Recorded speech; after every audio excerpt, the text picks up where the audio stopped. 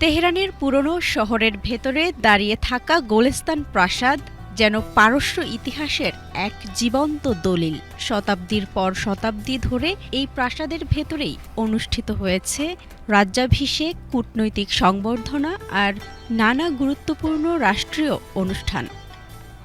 কিন্তু সাম্প্রতিক ইসরায়েল ও যুক্তরাষ্ট্রের যৌথ বিমান হামলার ধাক্কায় ক্ষতিগ্রস্ত হয়েছে সেই ইতিহাস। আল জাজিরার তথ্য অনুযায়ী হামলার ধ্বংসাবশেষে প্রাসাদের জানালা, দরজা এবং বিখ্যাত আয়নাখচিত অংশ ক্ষতিগ্রস্ত হয়েছে। যদিও পুরো কমপ্লেক্স ধ্বংস হয়নি, তবুও ঐতিহাসিক স্থাপনাটির ক্ষতি নিয়ে উদ্বেগ তৈরি হয়েছে আন্তর্জাতিক মহলে। তেহরানের কেন্দ্রস্থলে অবস্থিত এই প্রাসাদ কমপ্লেক্সের ইতিহাস কয়েক শত বছরের পুরনো। এর নির্মাণ শুরু হয় সাফাভি আমলে। পরে কাজার রাজবংশের সময় এটি রাজাদের প্রধান আবাস ও রাজনৈতিক কেন্দ্র হয়ে ওঠে। প্রাসাদ কমপ্লেক্সটিতে রয়েছে একাধিক ভবন, জাদুঘর এবং বিশাল হল, মার্বেল সিংহাসন, ব্রিলিয়ান্ট হল, আইভরি হল কিংবা সালাম হল।